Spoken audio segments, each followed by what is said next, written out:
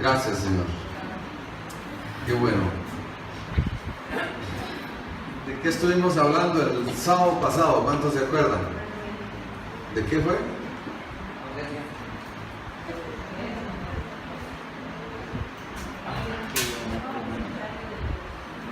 El calendario de Dios, ¿verdad?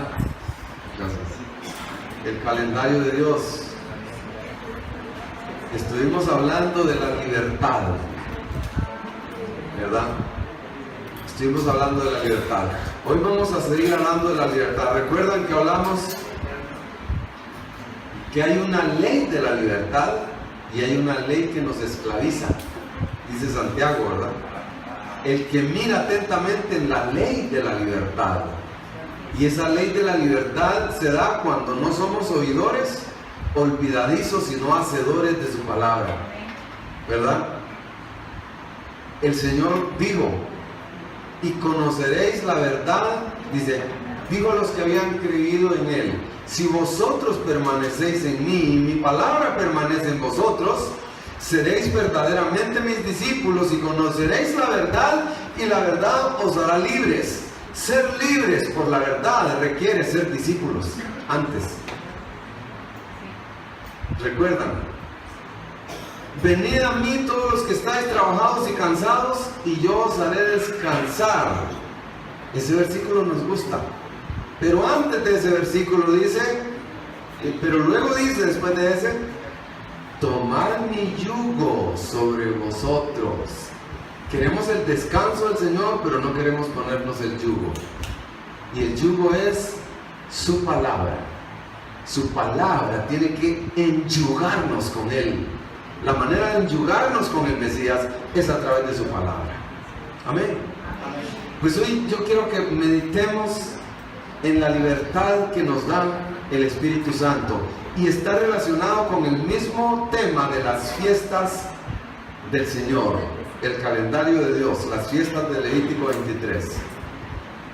Y para recordar rápidamente, vais a salir hoy en el mes de Aviv, el primer mes. ¿Se recuerdan? ¿Sí? Y ese primer mes, para este año 2016, el mes de Aviv comienza el 9 de abril. No coincidió esta Semana Santa con la Pascua, ¿verdad? Nosotros vamos a celebrar Pascua en el día que corresponde. Queremos tener una actividad bonita. Pascua es el 14 del primer mes, cae el 22 de abril. 22 de abril. El viernes 14 lo podemos hacer el mismo sábado. El día 15 es panes sin levadura y el día 17 es primicias. Este año, como ven, no coincide con los días cuando el Señor murió en la cruz y resucitó. Él resucitó el primer día de la semana. Como ven, hoy no coincide, hoy cae el lunes. Pero el año que Él murió sí coincidía exactamente, se cumplió la profecía. Así que nosotros vamos a celebrar esto, vamos a recordar, porque es necesario que estudiemos y entendamos el significado de estas fiestas del Señor.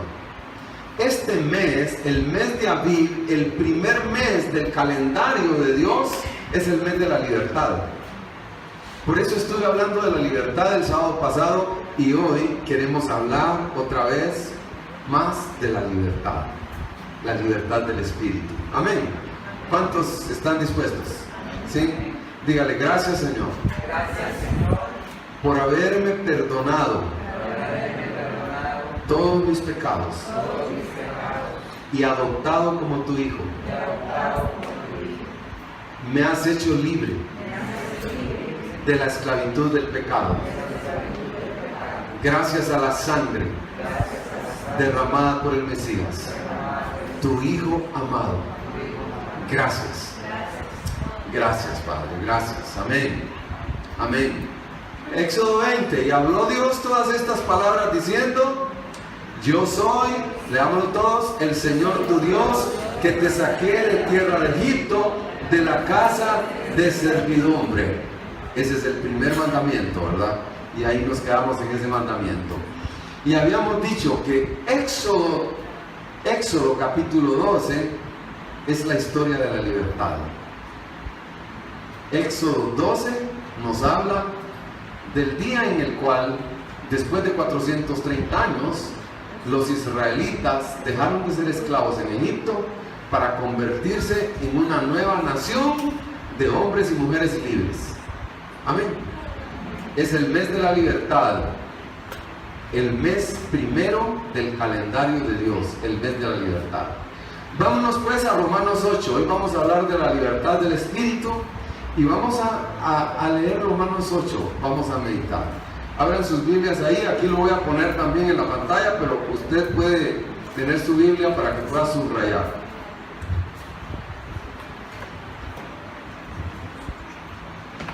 Romanos 8, empezamos con el versículo 1. Yo tengo aquí la Biblia de las Américas. Usted tal vez tiene la Reina Valera, pero enriquece, tener varias versiones enriquece el estudio de la palabra. Entonces comencemos con el versículo 1. Leámoslo. Por consiguiente, no hay ahora condenación para los que están en Jesús el Mesías, los que no andan conforme a la carne, sino conforme al Espíritu.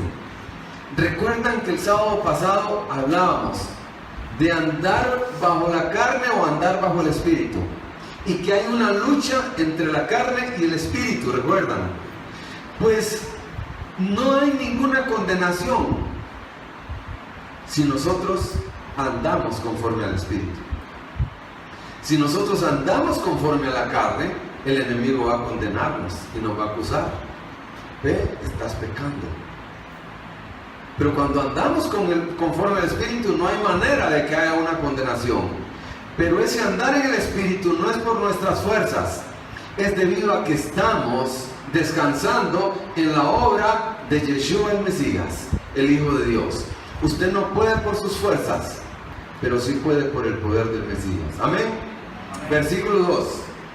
Porque la ley del Espíritu de vida en Jesús el Mesías te ha libertado de la ley del pecado y de la muerte. Recuerda que hablamos, Santiago decía, la ley de la libertad. Hay una ley que esclaviza, pero hay una ley de la libertad que nos hace libres. Pues la ley del Espíritu de vida en Cristo Jesús, o en Jesús el Mesías, es la que nos hace libres. Nos hace libres de otra ley, que es la ley del pecado. Cuando pecamos, somos culpables delante de la ley, y eso nos trae muerte, porque el alma que pecare morirá. La paga del pecado es muerte. Pero el Señor nos ha llamado a que estemos bajo la ley de la libertad, la ley del Espíritu de vida en Cristo Jesús, Jesús el Mesías. Versículo 3. Pues lo que la ley no pudo hacer por nuestras propias fuerzas, por el legalismo, por querer hacer las cosas con nuestras propias habilidades, la ley no pudo hacer nada. La ley no puede hacer nada. La ley solo te va a decir lo que está malo o está bueno, no más. La ley no puede hacer nada por nosotros. Quien hace algo por nosotros es el Señor, su Espíritu, y nos habilita para que podamos andar en sus mandamientos. Todo eso era débil. ¿Por qué? Por causa de la carne. Es nuestra carne lo que convierte a la ley de Dios en nuestras vidas débil. Porque no podemos por nuestras propias fuerzas. Dios lo hizo, ¿cómo? Enviando a su propio Hijo. Y yo quise subrayarlo aquí porque esto es importante. A su Hijo, que era santo y puro y sin pecado, lo convirtió en semejanza de carne de pecado. ¿Cuántos recuerdan cuando estuvimos estudiando la serpiente de bronce que puso Moisés en el desierto? Y que eso significaba el Mesías. Y la serpiente es Satanás. En otras palabras, literalmente el Mesías, tomando el lugar de nosotros, se convirtió en pecado. En el Satanás se convirtió. ¿Para qué? Para destruir con su muerte al pecado suyo y al pecado mío. lo convirtió en semejanza de carne de pecado como ofrenda por el pecado, y entonces condenó al pecado en la carne de él, crucificada por usted y por mí. Sigamos adelante, versículo 4. ¿Para qué? Para que el requisito de la ley se cumpliera. Mire, la ley tiene que cumplirse. La ley está puesta para cumplirse, y cuando uno infringe la ley y uno llega a los tribunales, no hay manera. El juez en el tribunal dice, sí, la ley dice que no podía hacer esta situación, y como usted la hizo, está listo. ¿Qué juez tan malo, verdad? ¿Por qué ese juez es tan malo? Porque no ponen un juez bueno. No, ese juez es bueno porque aplica la ley, y Dios es un Dios justo y Él aplica la ley. Pero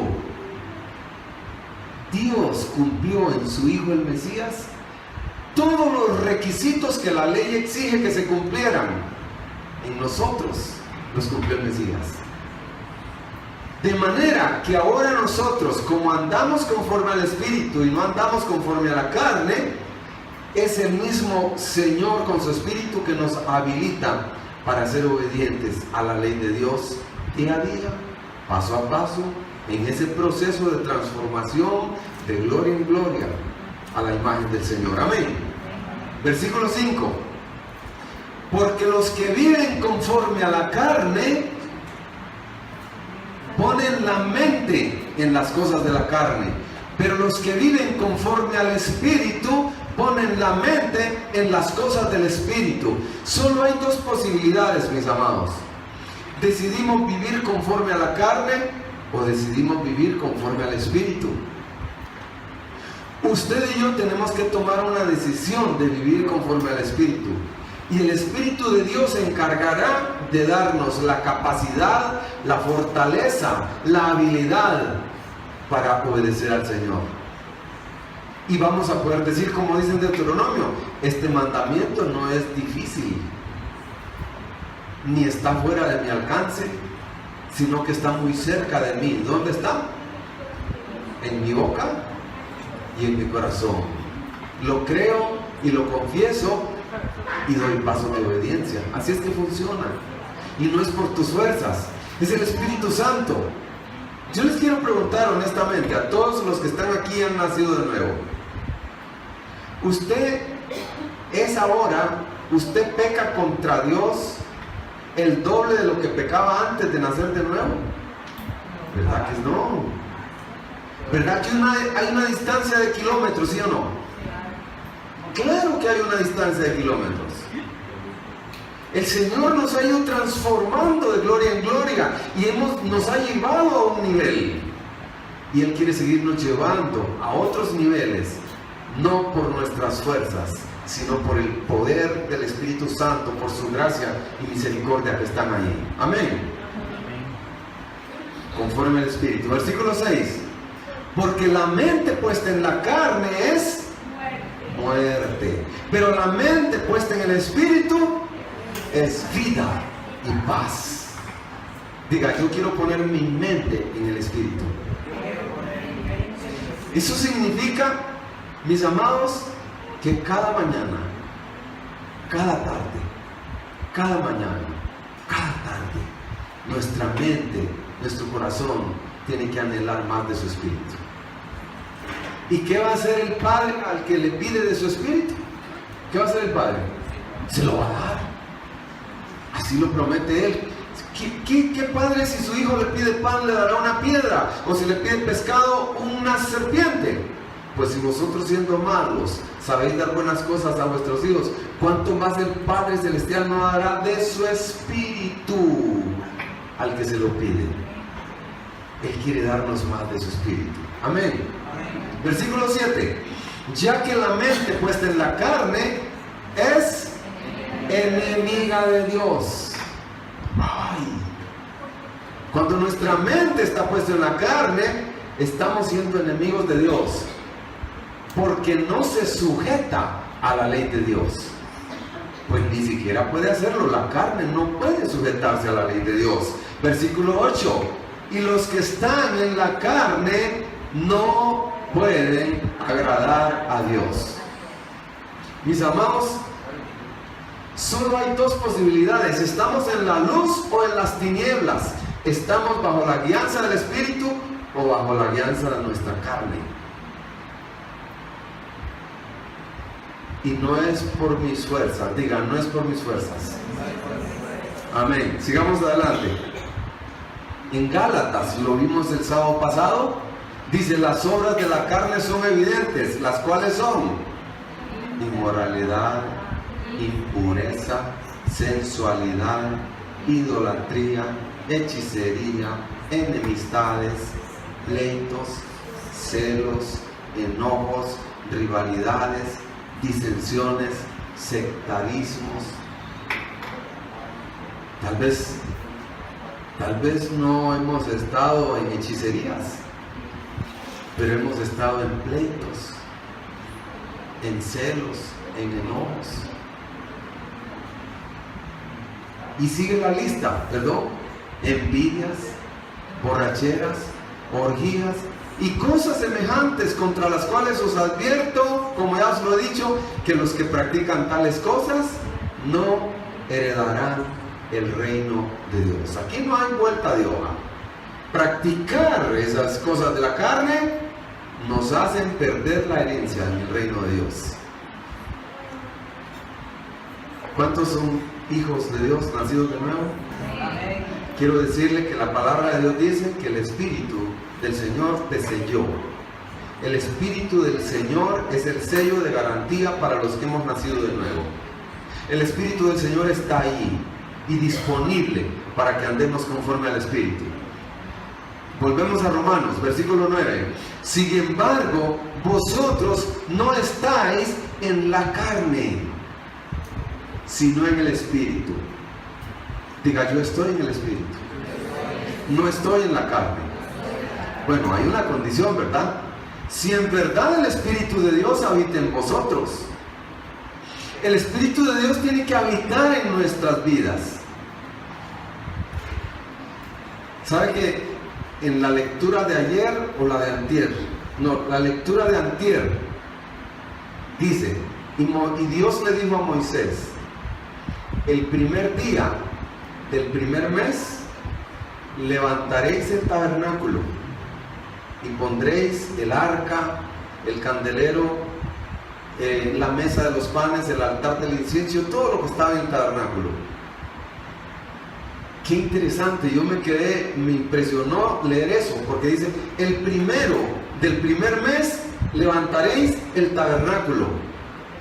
Usted es tabernáculo del Dios vivo, y Dios quiere que empecemos el año con pie derecho, edificando el tabernáculo del Señor, que es nuestra vida, nuestro cuerpo, para Él. Que empecemos el año bíblico empieza el primero del primer mes, que empecemos levantando el tabernáculo. Si en verdad el Espíritu de Dios habita en vosotros, vamos a levantar tabernáculo para que el Espíritu Santo se mueva libremente dentro de nosotros, llenándonos, exhortándonos, guiándonos, consolándonos, fortaleciéndonos. Amén. Pero si alguno no tiene el Espíritu del Mesías, el tal no es de él. Aquí no hay crisis. O tienes el Espíritu o no lo tienes. La condición es que seamos de Él, nacidos de nuevo por la fe. Amén. Versículo 10. Y si el Mesías está en vosotros, aunque el cuerpo esté muerto a causa del pecado, sin embargo, el Espíritu está vivo a causa de la justicia. Vea, Pablo, a veces cuando leemos a Pablo, a veces como que nos confundimos un poco, ¿verdad? Su manera de hablar es muy explicativa, y por abundar en explicación, de repente uno como que siente que se pierde un poco. Pero esta es la manera de enseñar de Pablo. Dice: el cuerpo está muerto. ¿Muerto a qué? Al pecado. Fuimos crucificados juntamente con Cristo por la fe. Cuando una persona era crucificada en aquel tiempo, se moría.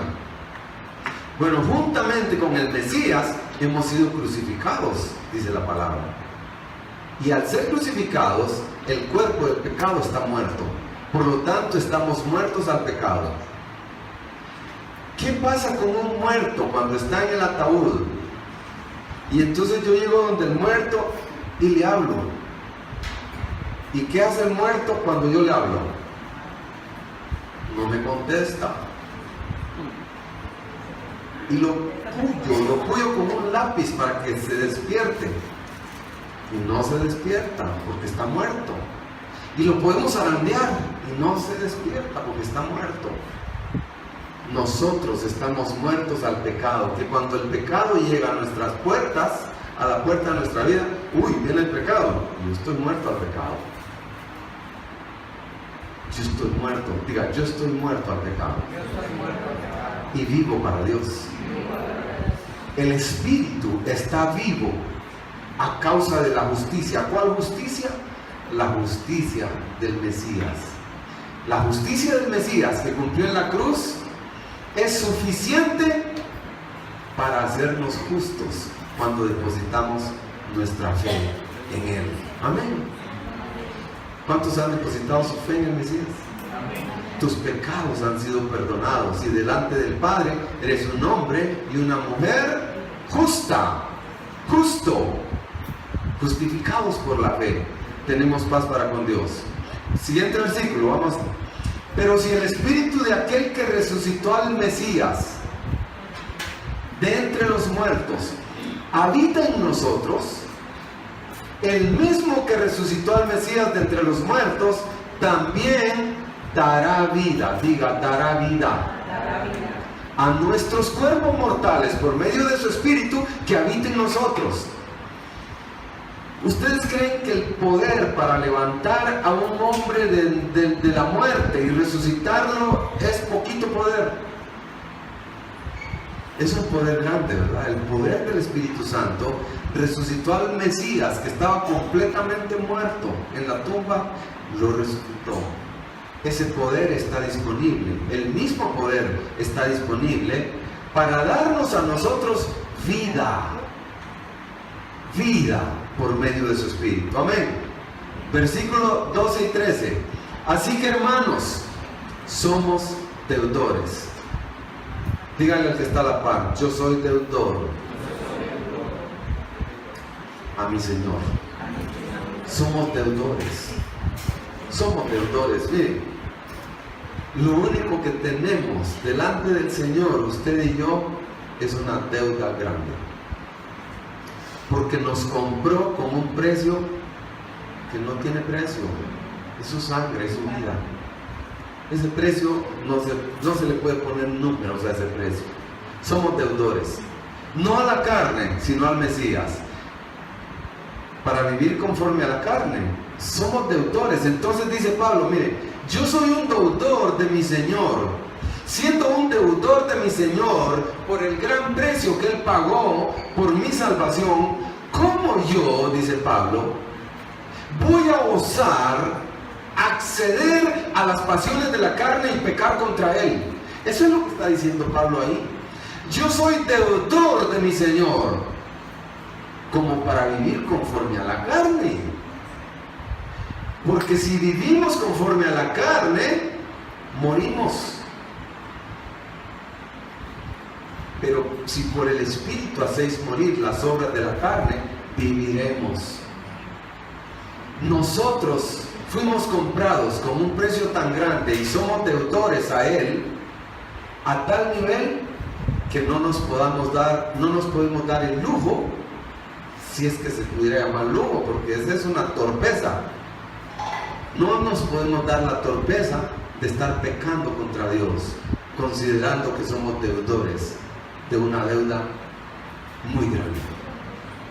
¿Me estoy explicando? Sigamos con el siguiente. Porque todos los que son guiados por el Espíritu de Dios, los tales son hijos de Dios. Hay una condición simple ahí para ser hijo de Dios. ¿Cuántos son hijos de Dios? Todos los que son hijos de Dios son guiados por el Espíritu. Diga, yo necesito ser guiado por el Espíritu. Versículo 15. Pues no habéis recibido un espíritu de esclavitud. Estamos hablando del mes de la libertad, que el Señor nos ha hecho libres. No hemos recibido un espíritu de esclavitud para volver otra vez al temor, al miedo. Ay, y andar en miedo. Tenemos que andar como hombres y mujeres seguros. La seguridad nuestra depende de lo que el Señor hace en nuestras vidas. No depende de nuestras capacidades y habilidades. Él nos da la seguridad. Sino que hemos recibido un espíritu de ¿qué? Diga, espíritu de adopción. Es el espíritu por el cual Dios nos adopta como sus hijos. Hemos sido adoptados como sus hijos, pero estamos en el proceso de ser adoptados. Y al final seremos completamente adoptados. Parece como raro eso, ¿verdad? Pero usted y yo ya fuimos adoptados. Pero todavía falta que sigamos siendo adoptados. Es un proceso de adopción hasta que lleguemos a la plenitud de hijos. Porque ya vamos a ver más adelante una verdad tan tremenda. Versículo 16. El Espíritu mismo, leámoslo todos. El Espíritu mismo da testimonio a nuestro espíritu de que somos hijos de Dios. Lo que Pablo dice aquí es, ¿cómo sabemos que somos hijos de Dios? El Espíritu Santo pone un sentir en nuestro espíritu, un testimonio. Hay algo allá adentro que dice, sos hijo, sos hija. Y si alguien aquí no tiene esa convicción, mejor hablemos. Es mejor revisar el arrepentimiento. Es mejor revisar cómo está tu arrepentimiento. Tienes que estar seguro de que eres nacido de nuevo. Hijos. Versículo 17. Y si somos hijos, somos también ¿qué? Herederos. Y si somos herederos de Dios, también somos coherederos con el Mesías. En Hebreos dice que el Mesías es nuestro hermano mayor. Es nuestro Señor, pero también es nuestro hermano mayor, porque Él es el Hijo unigénito. Y nosotros hemos venido a ser adoptados como hijos. Por lo tanto, somos hermanos del hermano mayor, el Mesías, coherederos con Cristo. Si en verdad padecemos con Él, a fin de que también seamos glorificados con Él, dice Pablo. Estas son palabras de altos calibres, ¿verdad? Porque estos hombres llegaron a dar su vida. Pablo llegó a dar su vida por causa del Mesías. Pedro llegó a dar su vida por causa del Mesías. Su vida. Nosotros a veces nos cuesta dar un poco de tiempo para el Señor. Ni siquiera hablo de dinero. Tiempo para el Señor. Tiempo para orar. Tiempo para leer la palabra. Tiempo para congregarnos. Ni siquiera tiempo podemos darle al Señor. ¿Cuánto más darle la vida hasta la muerte? Estar dispuesto, ok, por causa de Cristo me van a matar. Eso hacen en Afganistán, en Marruecos, en Siria, en Irán, en India, en China comunista. Eso lo han hecho. Hasta dar la vida. Versículo 18. Pues considero, dice Pablo, que los sufrimientos de este tiempo presente no son dignos de ser comparados con la gloria que nos ha de ser revelada. Los sufrimientos del tiempo presente no son comparables con la gloria que se da de manifestar a nosotros como hijos. Y cuando Pablo está hablando aquí de sufrimientos, está hablando de sufrimientos de un nivel tan alto hasta la muerte. Que los sufrimientos que nosotros pasamos se quedan cortitos ante los sufrimientos que pasaban estos apóstoles y estos primeros hombres de fe. Y sin embargo, dice Pablo, esos sufrimientos no son comparables con la gloria venidera que se ha de manifestar a nosotros. ¿Se imaginan? Hay una gloria venidera que no podemos dimensionarla aquí. Por eso a nosotros, mis amados, no nos debe deslumbrar la vanagloria de la vida, los deseos de los ojos, los deseos de la carne y la vanagloria de la vida, que son las raíces del pecado del hombre, no nos deben deslumbrar. Y eso deslumbra la fama, el amor a las riquezas. El hombre está detrás de la fama y del dinero. Corre y corre detrás del dinero. No está detrás de tener paz verdadera. No está detrás de tener una verdadera vida en el Señor. El hombre, el ser humano actualmente está detrás del dinero, de la fama, del poder. Y hay luchas y peleas entre hombres y hombres, entre políticos, entre naciones y naciones, por el poder, por el dinero. La avaricia envuelve a nuestra sociedad. Nuestra sociedad, el sistema de cosas, este mundo, este siglo, tiene un príncipe que es Satanás, dice la Biblia. Y el sistema de cosas gobernado por Satanás es el sistema político, la economía, la educación, el comercio, la industria de la medicina, la industria del petróleo. Todo eso está corrupto por la inmoralidad del hombre. Todo eso está corrompido. Es el sistema de este mundo. Dice Pablo, no es comparable cualquier sufrimiento que pasemos por seguir al Mesías, por agradarlo a Él, no es comparable con la gloria venidera. Tiene una gloria impresionante. La venida del Mesías está cada vez más cerca, y cuando Él venga va a establecer su reino en esta tierra por 1000 años, dice la profecía de Apocalipsis. Y Él mismo gobernará esta tierra por 1000 años en justicia, en paz, con vara de hierro, dice.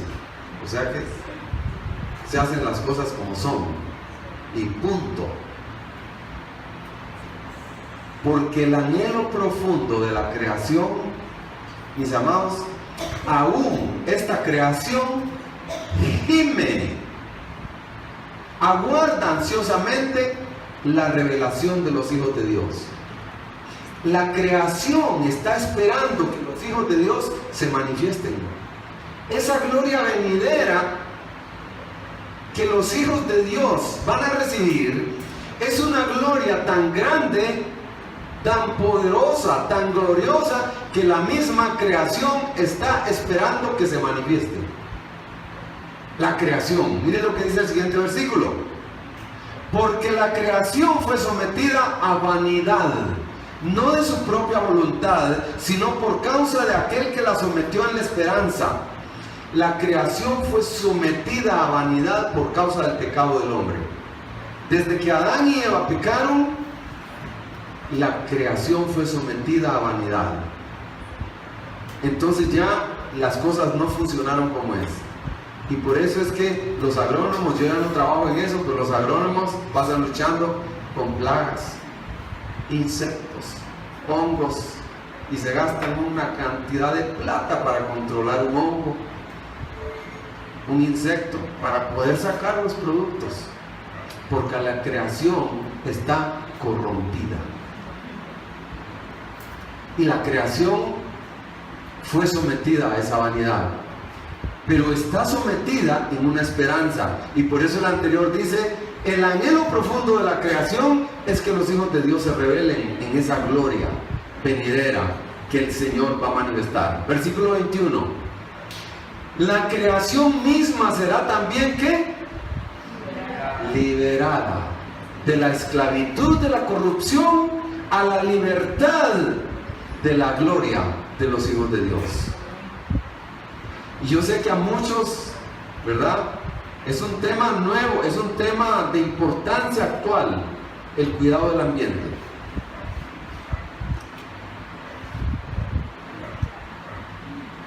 Porque el ser humano está destruyendo la tierra. La estamos destruyendo todos, con los plásticos. Los petroleros contribuyen a la destrucción de la tierra. Los fabricantes de medicinas contribuyen a la destrucción de la tierra. Nosotros, que en vez de llevar una bolsa, traemos bolsas plásticas, estamos contribuyendo a la destrucción de la tierra. O sea, estamos confabulados como humanidad para destruir este planeta. Esa es la consigna del ser humano. Pero ¿sabe qué? El Señor no va a permitir eso.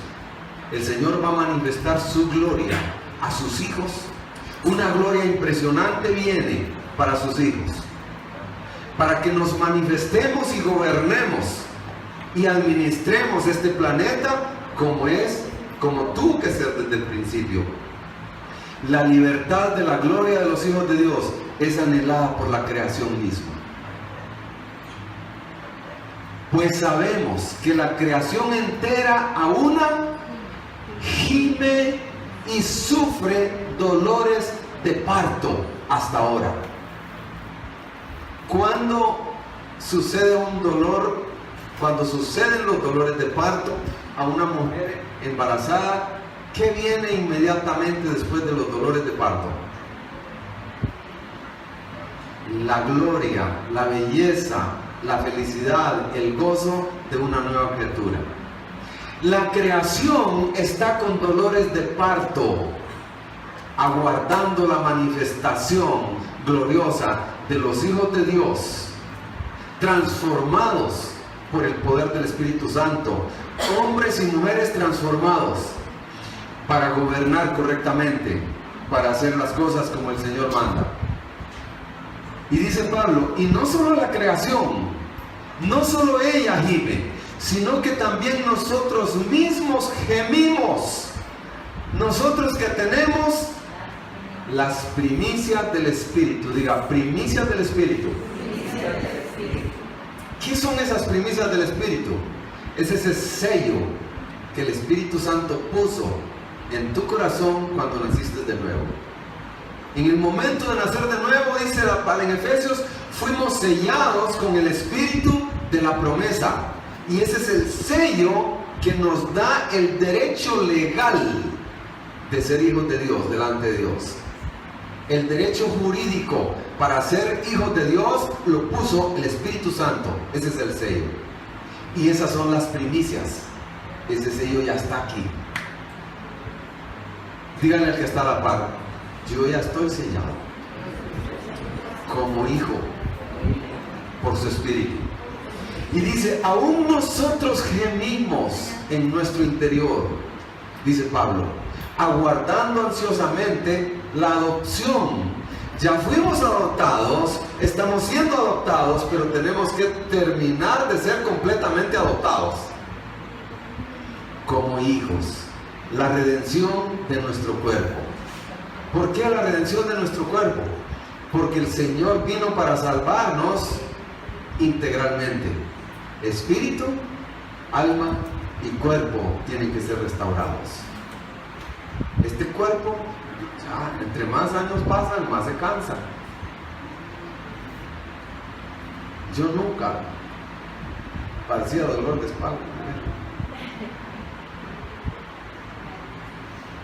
Este cuerpo se va deteriorando, este estuche se va deteriorando, pero el Señor nos va a dar un cuerpo incorruptible cuando Él venga. Amén. ¿Cuántos creen eso? Una fiesta de trompetas, un Yom Teruah, fiesta de trompetas, regresará el Mesías para darnos un cuerpo incorruptible. Cuando se suene ese gran shofar y el Mesías venga, va a ser día glorioso, viene el Mesías para esperar ser transformados en un abrir y cerrar de ojos. Bueno, eso toca predicarlo en septiembre. En nuestro interior, dice Pablo, aguardamos ansiosamente la adopción, la redención. Versículo 24. Porque en esperanza hemos sido salvos. Hemos sido salvos en esperanza. Todavía no tenemos todo lo que el Señor tiene para nosotros, pero tenemos esperanza. Pero la esperanza que se ve no es esperanza, ¿verdad? Si usted ve algo ya no es esperanza, ya lo está viendo. Pero como no lo vemos todavía no estamos viendo esa gloria venidera. Todavía no estamos viendo la restauración de todas las cosas. Así que tenemos esperanza en las promesas de Dios. Pues, ¿por qué esperar lo que uno no ve? Pablo está explicando que estamos en una esperanza.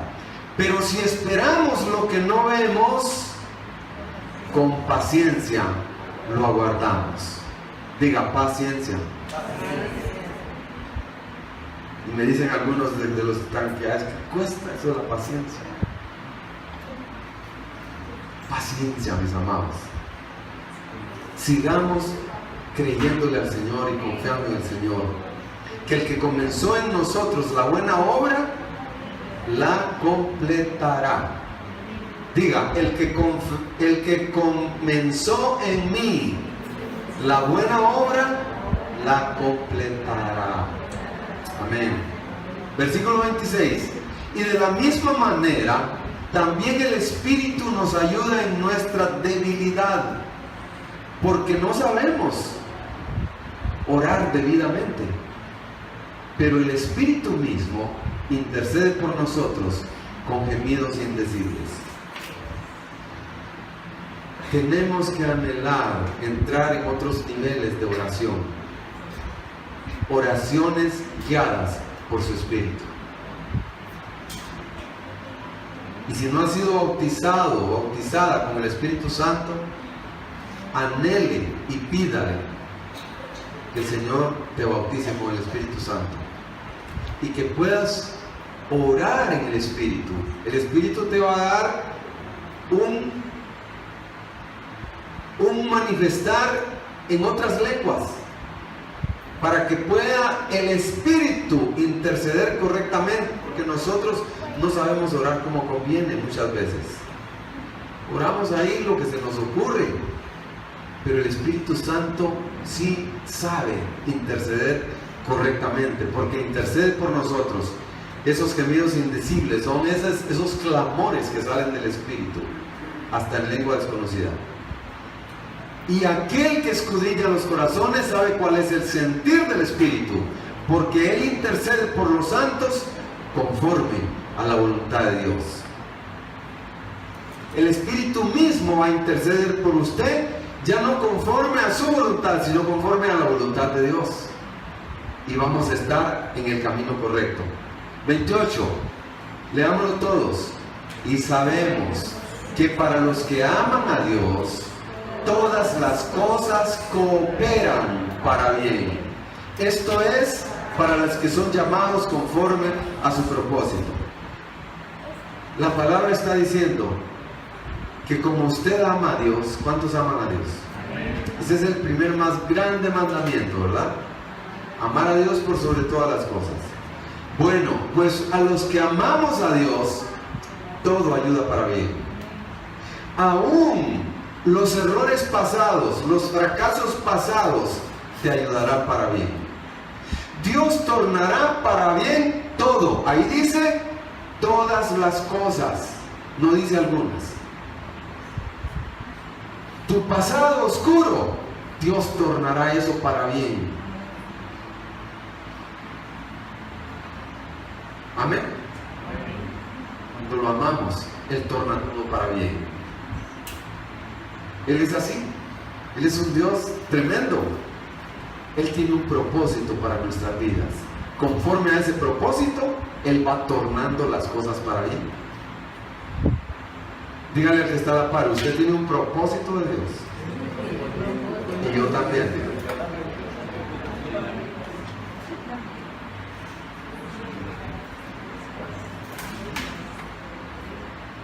Dios quiere que seamos libres.